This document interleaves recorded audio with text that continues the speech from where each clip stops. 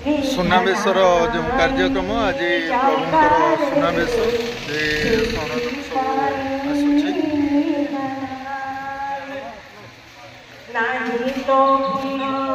रथरे विजय अच्छा प्रभु सुनावेशर कार्यक्रम आज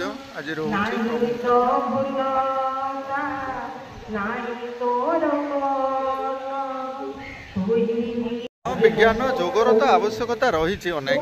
किंतु ना आम जो कथा रखुचे जे आम संस्कृति आम धर्म उपर आम आगु को बढ़ुचे कि धर्मीय भावना रोचे आम कि जदि भूल कर्म करें आज्ञा कि भूल करदे कि आसिले आम पलि आसुचे मंदिर को मंदिर में बहुत किसी भोग करुचे ठाकुर को आम डाकुचे प्रभु मत क्षमा कर दियो ये भूल टे होगला प्रभु क्षमा कर दौरान तापर आम भूल करने को चेष्टा करुँ भूल करुचु से विषय कौन कहे टे प्रभु तो क्षमार सागर सी सत्यर सागर शांतिर सागर दयार सागर अपार अनंत असीम महिमा ये गोटे धाम रे माँ विमला माँ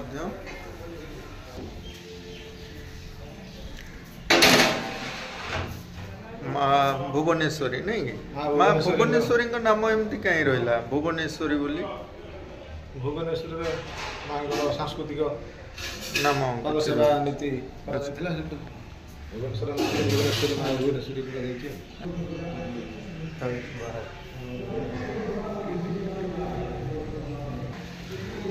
माँ संतोषी ये गोटे पीठरे अच्छा प्रभु नवग्रह मंदिर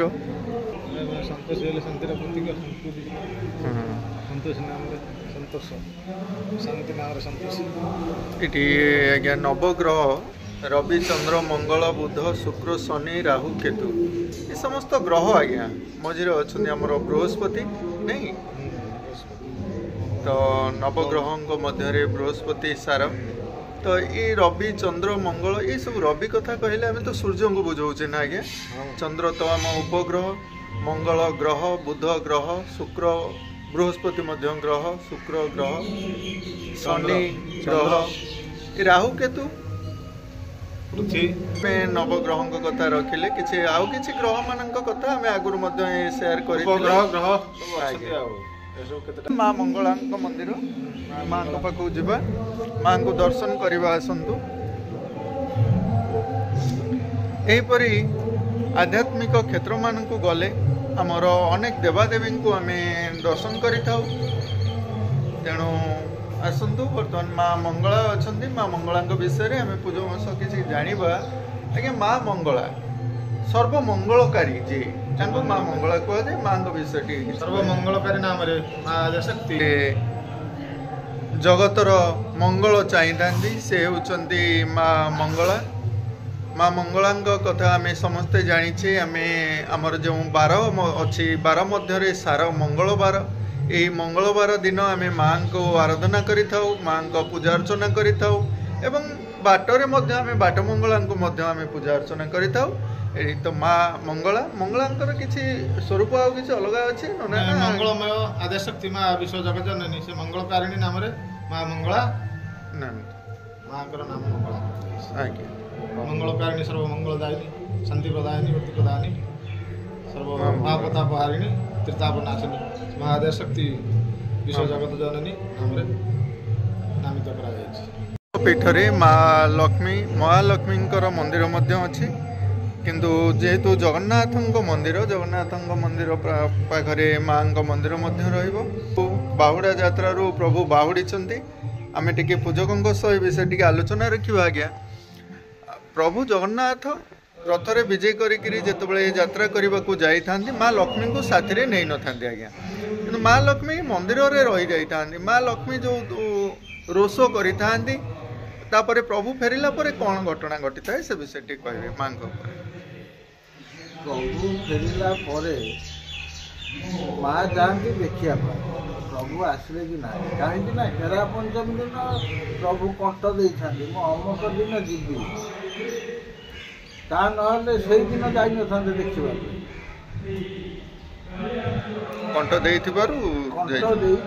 माँ जाती प्रभु आसले कि ना कहीं विलम्ब है ସନ୍ଧ୍ୟାର ଅବକାଶ ପରେ ଯେତେବେଳେ ହେଇଗଲା ଏପର୍ଯ୍ୟନ୍ତ ସନ୍ଧ୍ୟା ହେଲାଣି ପ୍ରଭୁ ଆସିଲେନି ତାପରେ ମା ଯିବେ ଦେଖିବା ପାଇଁ ସବୁ କାର୍ଯ୍ୟ ସମୟ ଅନୁସାରେ ହବ ସମୟ ନିର୍ଦ୍ଧାରିତ ଅନୁସାରେ ସମୟାନୁବର୍ତ୍ତୀ ତେଣୁ ଯେ ଦେଖିବେ ଯେ ପ୍ରଭୁ ସିଂହଦ୍ୱାରରେ ଅଛନ୍ତି ଖାଲି ଦେଖିବେ ଆସିବେ ତାପରେ ନୀଳାଦ୍ରି ବିଜେ ପର୍ଯ୍ୟନ୍ତ ମା ଅପେକ୍ଷା କରି ରହିବେ ପ୍ରଭୁକୁ। ମନ୍ଦିରରେ ଆଜ୍ଞା ଗୋଟିଏ ଜାଗାରେ ଆମେ ଦେଖୁଛେ ପ୍ରଭୁ ଜଗନ୍ନାଥ ବଳରାମ ସୁଭଦ୍ରା ଏବଂ ସୁଦର୍ଶନ ଚତୁର୍ଦ୍ଧା ମୂର୍ତ୍ତି ପୂଜା ପାଉଛନ୍ତି କିନ୍ତୁ ମା ଲକ୍ଷ୍ମୀ କାହିଁକି ତାଙ୍କ ପାଖରେ ରହିଲେନି ସେଇ କଥା ଜାଣିପାରୁନୁ ଆଜ୍ଞା ଟିକେ କହିବେ। ଲକ୍ଷ୍ମୀଙ୍କୁ ସାଥିରେ ରଖି ପୂଜା ପାଇଥିଲେ ବଡ଼ ଦେଉଳରେ ତ କିଛି ଅସୁବିଧା ନଥିଲା ଆଜ୍ଞା। ସ୍ୱତନ୍ତ୍ର ତେଣୁ ସେ ସେଠି ରହିବେ ନାହିଁ ଏଇଟା ଅଲଗା ପାଠ। ଆଉ ଗୋଟେ ଆମର କୌଳିକ ପ୍ରତି ଅନୁଯାୟୀ ଯେହେତୁ ବଡ଼ ଭାଇ ଅଛନ୍ତି ଦେଢ଼ୁଶୁରଙ୍କ ପାଖରେ ଭାଇ ବହୁତ କେବେ ରହିବନି ଏଇଟା ଆମର ମାନେ ଚଳିତ ପ୍ରଥା ଯେଉଁଟା ଚଳଣି ଅଛି କିନ୍ତୁ ଲକ୍ଷ୍ମୀ ସ୍ୱତନ୍ତ୍ର ଜଗନ୍ନାଥ ସ୍ୱତନ୍ତ୍ର ବଳରାମ ସ୍ୱତନ୍ତ୍ର ସୁଭଦ୍ରା ଅଛନ୍ତି ତାଙ୍କ ଭଉଣୀ ଯୋଉ ଲୋକ ପ୍ରଥା ଅଛି ତା ଉପରେ ଆମେ ବଡ଼ ଭାଇ ଥିବାରୁ ଆମେ ଆମର 60 ପଉଟି ଭୋଗ ହେଉଛି ତା ଦେହରେ ଲକ୍ଷ୍ମୀ ଗୋଟିଏ ଗ୍ରହଣ କରନ୍ତି। 60 ପଉଟି ଭୋଗ ତ ପ୍ରଭୁଙ୍କର ମା କାହିଁ ଗ୍ରହଣ କରନ୍ତିନି ଗ୍ରହଣ ନ କରିବାର କାରଣ କିଛି ଥିବ ତା ରିଜିନ୍ ଅବଶ୍ୟ ମୁଁ କହିପାରିବିନି କିନ୍ତୁ ମା କିଛି ଗ୍ରହଣ କରନ୍ତି। ଆପଣ କହିଲେ ସ୍ୱତନ୍ତ୍ର ସତ୍ୟ ବସୁଧୈବ କୁଟୁମ୍ବକମ୍ ପ୍ରତ୍ୟେକ ଠାକୁରଙ୍କର ସ୍ୱତନ୍ତ୍ର ଗୋଟେ ସରସ୍ୱତୀ ପୂଜା କର ସ୍ୱତନ୍ତ୍ର ଗୋଟେ ତିଥି ଅମୁକ ପୂଜା କର ଗୋଟେ ତିଥି କିନ୍ତୁ ମାଆଙ୍କର ସେମିତି କିଛି ନାହିଁ। ମାଙ୍କର ବାର ଅଛି ତ ଗୁରୁବାର ଯୋଉ କହି ବାରଟା ଅଛି କିନ୍ତୁ ସ୍ୱତନ୍ତ୍ର ତିଥିରେ ମା ପୂଜା হবে ସେମିତି ନାହିଁ। ଶୁକ୍ଳପକ୍ଷ ଦଶମୀ ତିଥି ଗୁରୁବାର ପଡ଼ିଲା ସୁବିଧା ବ୍ରତ ହେଲା এটা কম্পলসরি ସେ ଯେଉଁ ମାସ ହେଇଥାଉ ତାର ମାସର ବାରଣ ନାହିଁ ଯେବେ ହବ ଆମେ ମାଙ୍କର ପୂଜା ଅର୍ଚ୍ଚନା ମଧ୍ୟ ଯେଉଁ ମାସରେ ଶୁକ୍ଳପକ୍ଷ ଦଶମୀ ଗୁରୁବାର ପଡ଼ିଲା ସେଟାର ସୁବିଧା ବର୍ଷରେ 3ଟା ହେଇପାରେ 2ଟା ହେଇପାରେ ଜମା ନ ହେଇପାରେ। ମାଙ୍କ ସାନ୍ନିଧ୍ୟ ଲାଭ କରିବା ପାଇଁ କିଛି ମନ୍ତ୍ରର ଆବଶ୍ୟକତା ଅଛି ନା କ'ଣ ଭକ୍ତି ଆମେ ମନ୍ତ୍ରର ସବୁ ମାଙ୍କର ପ୍ରତ୍ୟେକ ଠାକୁରଙ୍କର ସାନ୍ନିଧ୍ୟ ପାଇଁ ଆଗେ ମନ୍ତ୍ରର ଆବଶ୍ୟକତା। ଆମେ ମାନେ ତ ମନ୍ତ୍ର ପାଠ ଯଦି ନ ଶିଖିଥାଉ ଆଜ୍ଞା କେମିତି ଆମେ ମାଙ୍କୁ ପ୍ରସନ୍ନ କରିପାରିବା ବା ଦେବାଦେବୀଙ୍କୁ ପ୍ରସନ୍ନ କରିପାରିବା ତାହେଲେ ଆପଣମାନଙ୍କ ମାଧ୍ୟମରେ ଆମେ ତ ପ୍ରସନ୍ନ କରିପାରିବା ମାଙ୍କୁ ଆମେ ତ ଗୁରୁକୁଳ ରହିଛି ନା ଗୁରୁ ପାଖରୁ ଶିକ୍ଷା ଗ୍ରହଣ ନ କଲେ ମନ୍ତ୍ର ଯନ୍ତ୍ର ପାଇବେ ନାହିଁ। ମନ୍ତ୍ର ଯନ୍ତ୍ର ଜ୍ଞାନ ବିଜ୍ଞାନର ଆବଶ୍ୟକତା ଅଛି ଆଉ ପ୍ରଥମେ ଆଗେ ଶିକ୍ଷା ଗ୍ରହଣ ହେଲା ଆମର ସାଂସ୍କୃତିକ ସେବା ଆଜ୍ଞା ଆଜ୍ଞା ତେଣୁ ମନ୍ତ୍ର ଜ୍ଞାନ ବିଜ୍ଞାନର ଆବଶ୍ୟକତା ଅଛି ନିଶ୍ଚୟ। ଆଉ ବହୁତ ବହୁତ ଧନ୍ୟବାଦ ଧନ୍ୟବାଦ। ମନ୍ତ୍ର ଶକ୍ତି ବଳରେ ହିଁ ସବୁ ଆଜ୍ଞା। ଲକ୍ଷ୍ମୀଙ୍କ ପାଖକୁ ଆସିଲେ ଯେ ଆମେ ଧନ ପାଇବା ନା ତାହା ନୁହେଁ ମା ଲକ୍ଷ୍ମୀଙ୍କୁ ଆମେ ଭକ୍ତି କରିବା ଦରକାର ଆମର ମାର୍ଗ ପ୍ରଶଂସକ ହେବା ଦରକାର ଆମର ଉପଯୁକ୍ତ ମାର୍ଗ ଆମେ ବାଛିବା ଦରକାର କେଉଁ ମାର୍ଗଟିରେ ଆମେ ଅର୍ଥ ଉପାର୍ଜନ କରୁଛେ ସେ ମାର୍ଗଟା କେତେ ଦୂର ଠିକ୍ ଯଦି ତାହା ସତ୍ୟ ବା ଠିକ୍ ହେଇଥାଏ କାହାକୁ କହୁଛ ବର୍ତ୍ତମାନ ତ ଆମେ ଟଙ୍କାକୁ କହୁଛୁ ଏଇ ଧନ ସାମାଜିକ ଚଳନି ଆଉ କାହାକୁ ଧନ ଆମର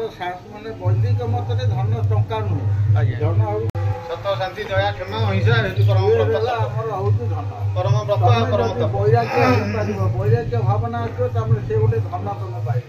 ସେଇ ଧନରେ ତମେ ପାଇପାରିବ ମାଙ୍କର ଭକ୍ତି ପାଇପାରିବ ପ୍ରଭୁଙ୍କର ଭକ୍ତି ପାଇପାରିବ ରାସ୍ତା ଗୋଟାଏ ଜାଗା ଗୋଟାଏ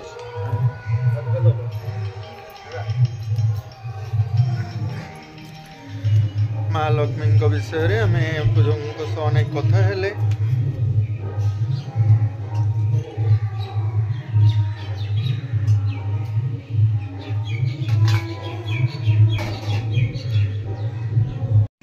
এই ସମୟରେ ଆମେ ଅନେକ କଥା ମାଙ୍କ ବିଷୟରେ ଜାଣିଲେ ତଥାପି ଦୁନିଆରେ ବଞ୍ଚିବା ପାଇଁ ହେଲେ ଅନେକ କିଛି ଶିକ୍ଷାର ଆବଶ୍ୟକତା ଅଛି ସେହି ଜ୍ଞାନର ମାର୍ଗରେ ଆମକୁ ଯିବାକୁ ପଡ଼ିବ ତ ଆସନ୍ତୁ ଆମେ ଅନେକ କିଛି ଜ୍ଞାନ ଆହରଣ କରିବା ଏବଂ ଏହି ମନ୍ଦିର ପ୍ରାଙ୍ଗଣରେ ଆହୁରି ଅନେକ କିଛି ଦେବାଦେବୀଙ୍କ ମନ୍ଦିର ଅଛି ପ୍ରଭୁଙ୍କର ଆଜି ହେଉଛି ସୁନାବେଶ ଆଜି କ'ଣ ଥିଲା ନା ସୁନାବେଶ ପ୍ରଭୁଙ୍କର ଆଜି ସୁନାବେଶ ବାବଦରେ ଉପଲକ୍ଷେ ସାଂସ୍କୃତିକ କାର୍ଯ୍ୟକ୍ରମ ମଧ୍ୟ କିଛି ହେଉଛି ଆସନ୍ତୁ ବୋଲି ଦେଖିବା ଆଜି ସେଇ ରଥ ଦେଖିବା ଆଜି ରଥରେ ପ୍ରଭୁଙ୍କର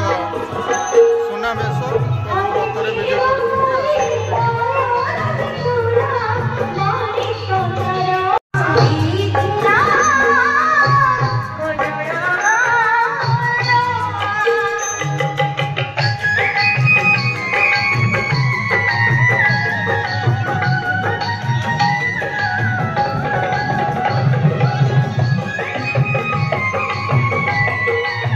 ଆସନ୍ତୁ ଆଜିର ଭିଡ଼ିଓଟିକୁ ଏଇଠି ଆମେ ଶେଷ କରିବା। ବହୁତ ବହୁତ ଧନ୍ୟବାଦ।